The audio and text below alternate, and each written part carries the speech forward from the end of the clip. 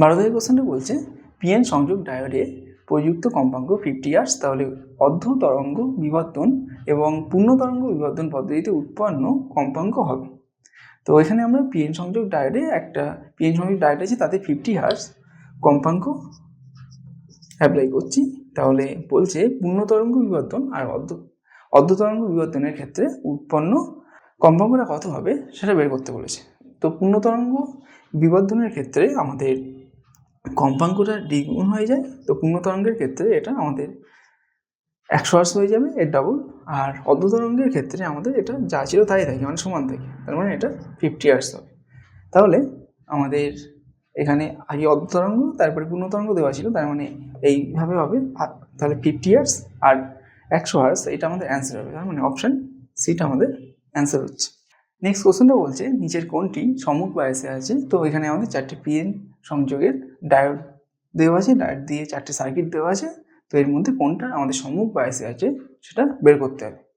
তো সম্মুখ বায়াসের ক্ষেত্রে আমরা জানি যে এরকম একটা ডায়োড থাকে আর তার সাথে আমাদের একটা রোধ এইভাবে যুক্ত থাকে শ্রেণী সমবায়।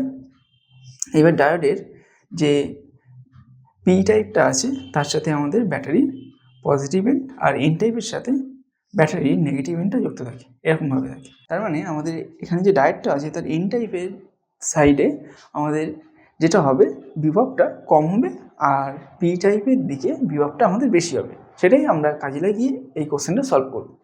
তো এখানে ফার্স্টে আমরা দেখতে পাচ্ছি যে এখানে -2 ভোল্ট আছে এন টাইপের দিকে, আর পি টাইপের দিকে আমাদের -1 ভোল্ট আছে। তার মানে -2 ভোল্ট অবশ্যই আমাদের -1 ভোল্ট অপেক্ষা কম।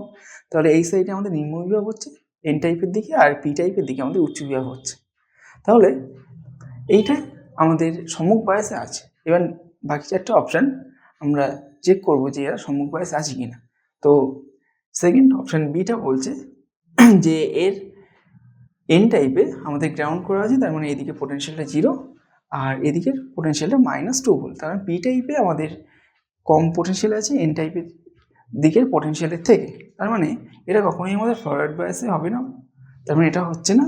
নেক্সট এইটা আমাদের বলছে যে এন টাইপে 2 ভোল্ট আর পি টাইপের দিকে আমাদের -2 ভোল্ট দেওয়া হচ্ছে। তার মানে এন টাইপের দিকে আমাদের উচ্চ বিভব আছে আর পি টাইপের দিকে নিম্ন বিভব আছে। তার মানে এটাও আমাদের সম্মুখ বায়াসে নেই।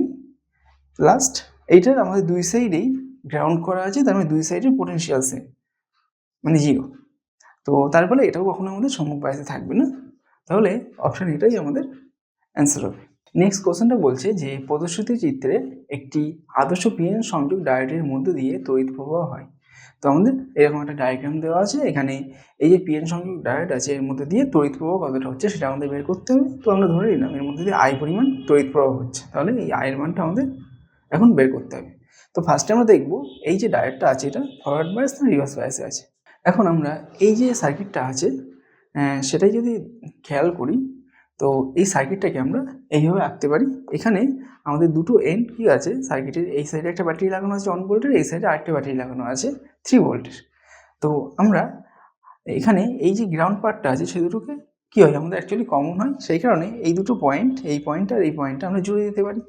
মানে সার্কিটটাকে আমরা এইভাবে আঁকতে পারি, জুড়ে দিলাম আর এই টোটালটা আমরা কমন করে দিলাম। তার মানে সেম ব্যাপারই হলো আমাদের। তাহলে এই পয়েন্টটা আমাদের গ্রাউন্ড থাকলো, এই পয়েন্টটা আমাদের গ্রাউন্ড থাকলো। এখন এই যে ব্যাটারি দুটো ইউজ করা হচ্ছে আমাদের এক্ষেত্রে, তো সেই ব্যাটারি দুটোর পরিবর্তে যদি আমরা একটা ব্যাটারি ইউজ করি তাহলে কি হবে।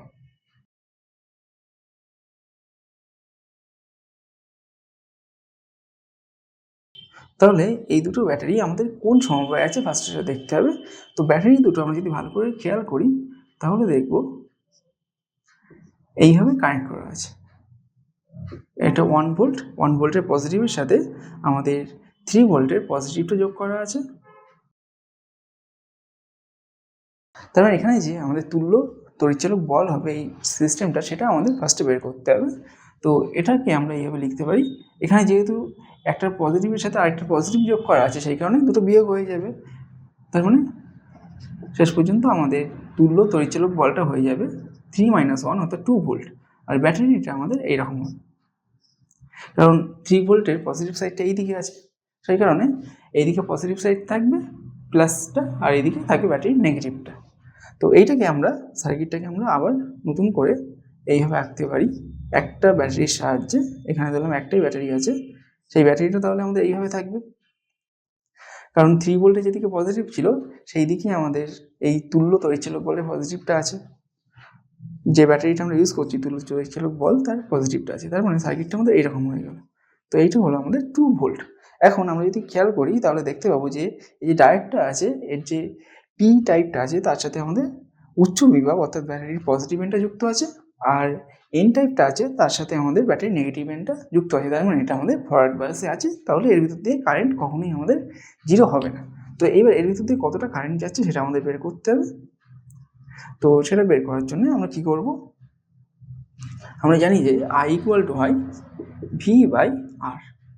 তো এখানে আর হলো আমাদের এইটা 100 ওহম, আর ভি হলো আমাদের 2 ভোল্ট। তো তাহলে ভি ইকুয়াল টু 2 বসিয়ে দিলাম, আর ইকুয়াল টু 100 বসিয়ে দিলাম। এইবার এটা আমরা ক্যালকুলেশন করব, এর ইউনিটটা কী হবে, অ্যাকচুয়ালি আমাদের অ্যাম্পিয়ার হবে। তো এখানে আমাদের কোশ্চেনে সব মিলি অ্যাম্পিয়ারে দেওয়া আছে অ্যান্সারগুলো, তাহলে এটাকে মিলি অ্যাম্পিয়ারে প্রকাশ করতে গেলে আমাদের এখানে উপরে 10 দিয়ে গুণ করতে হবে, তাহলে নিচে 1000 হবে। তো এইটা ইকুয়ালটা আমরা লিখতে পারি 10⁻³ অ্যাম্পিয়ার। এখন এইটা মানে আমাদের মিলি অ্যাম্পিয়ার 1 মিলি অ্যাম্পিয়ার হয়, তাহলে এর ভিতরে যতটা পরিমাণে কারেন্ট প্রবাহিত হচ্ছে সেটা হয়ে গেল আমাদের 20 মিলি অ্যাম্পিয়ার, অর্থাৎ অপশান সিটা আমাদের অ্যান্সার হবে। 16 দাগের কোশ্চেনটা বলছে ডোপিংয়ের ফলে কোনো পিন সংযোগের নিঃশেষিত স্তরের বেধ একই থেকে বৃদ্ধি পায়, হ্রাস পায়, উভয় সম্ভব, অর্থাৎ বৃদ্ধি পেতে পারে আবার আমাদের হ্রাসও পেতে পারে। তো এক্ষেত্রে আমাদের যখন একটা পিএন সংযোগ ডায়োডের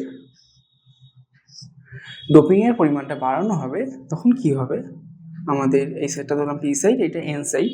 তো এই নিঃশেষিত অঞ্চলে এক্ষেত্রে আমাদের নিঃশেষিত অঞ্চলটা বেধটা কমে আসবে। তার কারণ হলো এখানে যে আমাদের এই ইমোবাইল আমাদের অ্যাটমগুলো আছে, মানে অচল দাতা পরমাণু এবং বহির্দা পরমাণুগুলো আছে, সেগুলো খুব সহজেই ওদের নিজেকে নিউট্রাল করার জন্য অর্থাৎ নিস্তরিত করার জন্যে আমাদের প্রয়োজনীয় যে আধানগুলো থাকবে সেই আধানগুলো খুব সহজেই পেয়ে যাবে। তাহলে কি হবে, আমাদের এই ডিপ্রেশন রিজিয়ানটার বেধটা আস্তে আস্তে কমে আসবে। সেই কারণে অপশান সিটা অ্যান্সার হবে। নেক্সট 17 দাগের কোশ্চেনটা বলছি নিচের কোনটি সঠিক। তো অপশান এ বলছি সৌরকোষ কোনো বাহ্যিক বায়স ছাড়াই কাজ করে। তো এটা অবশ্যই ঠিক, কারণ সৌরকোষের ক্ষেত্রে ওর উপরে যখন কোষ্ঠের উপরে যখন আলো এসে পড়ে তখন সেটা আমাদের বর্তনীতে একটা তড়িৎ প্রবাহের সৃষ্টি করে। তো এক্ষেত্রে আমাদের কোনো বায়সের প্রয়োজন হয় না ইন জেনারেল। তো তার ফলে আমরা বলতে পারি সৌরকোষ বাহ্যিক বায়স ছাড়াই কাজ করে, তার মানে অপশান এটা ঠিক হচ্ছে। তো অপশান বিটা বলছে ফটোডায়োড বিপরীত বায়সে কাজ করে। এটা অবশ্যই ঠিক, কারণ ফটোডায়োড আমাদের বিপরীত বায়স ছাড়া কাজ করে না, আর এলইডি সম্মুখ বায়সে কাজ করে, এটাও আমাদের ঠিক। তার মানে অপশান ডিটাই আমাদের অ্যান্সার হবে, সবগুলোই ঠিক। 18 দাগের কোশ্চেনটা বলছে দুটি ফটোডায়োডের D1 এবং D2 প্রতি স্তরের ব্যবধান যথাক্রমে 2 ইলেকট্রন ভোল্ট এবং 2.2 ইলেকট্রন ভোল্ট। যে ডায়োডে 6200 অ্যাংস্ট্রম তরঙ্গ দৈর্ঘ্যের আলো চিহ্নিত করতে পারবে সেটা কোনটা আমাদের বের করতে হবে, D1 নাকি D2 নাকি দুটোই, নাকি কোনোটাই পারবে না। এখন আমাদের বলা আছে D1 যে ডায়োডটা আছে তার প্রতি স্তরের ব্যবধান হলো 2.0 ইলেকট্রন ভোল্ট, আর D2 ডায়োডটার ক্ষেত্রে এটা হলো 2.2 ইলেকট্রন ভোল্ট। এখন এখানে আমরা যে আলোটা ফেলছি তার তরঙ্গ দৈর্ঘ্য হলো 6200 অ্যাংস্ট্রম। তাহলে এর জন্যে যে আমাদের করসপন্ডিং এনার্জিটা হবে সেটা আমরা ফার্স্টে বের করব। তো সেই এনার্জিটা E ইকুয়াল টু আমরা কি জানি hc/λ হয়। তো সেটাই আমরা এখানে বসিয়ে দেবো, এর ভ্যালুগুলো 6.626 ইন্টু 10⁻34, এটা হলো এইচ এর ভ্যালু, সি হলো 3 ইন্টু 10⁸, আর ল্যামডা হলো আমাদের 6200 অ্যাংস্ট্রম, মানে 6200 ইন্টু 10⁻10, এত মিটারে চলে আসলো। এখন এটা এসছে আমাদের জুলে। তো এটাকে যদি আমরা 1.6 ইন্টু 10⁻19 দিয়ে ভাগ করে দিই তাহলে এটা আমাদের ইলেকট্রন ভোল্টে চলে আসবে। এখন এইটা ক্যালকুলেশন করলে আমাদের অ্যাপ্রক্সিমেটলি আসে 2.00 সামথিং আমাদের এত ইলেকট্রন ভোল্ট। তো এইবার আমাদের দেখতে হবে যে ডায়োডের ক্ষেত্রে আমাদের এই যে প্রতি স্তরের ব্যবধানটা এর সমান বা এর থেকে কম হচ্ছে, সেই ডায়োডটাই আমাদের এক্ষেত্রে এই যে তরঙ্গ দৈর্ঘ্যের আলোটা আছে সেটাকে চিহ্নিত করতে পারবে।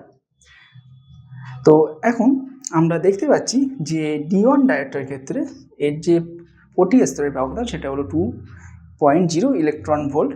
তো তাহলে আর কি হচ্ছে আমাদের D2 ডায়োডের ক্ষেত্রে সেটা 2.2 ইলেকট্রন ভোল্ট বলা আছে। তার মানে D1 ডায়োডের ক্ষেত্রে এটা আমাদের এই যে আলোটা পড়ছে তার যে এনার্জিটা, মানে তার যে ফোটনের যে এনার্জি, সেটা আমাদের এই D1 ডায়োডের প্রতি স্তরের যে ব্যবধান আছে তার সাথে সমান হচ্ছে, তার থেকে সামান্য বেশি হচ্ছে। সেই কারণে আমাদের এক্ষেত্রে D1 ডায়োডটাই কেবলমাত্র এই তরঙ্গ দৈর্ঘ্যের আলোকে চিহ্নিত করতে পারবে, D2টা পারবে না। তার মানে অপশন এটা আমাদের অ্যান্সার হবে।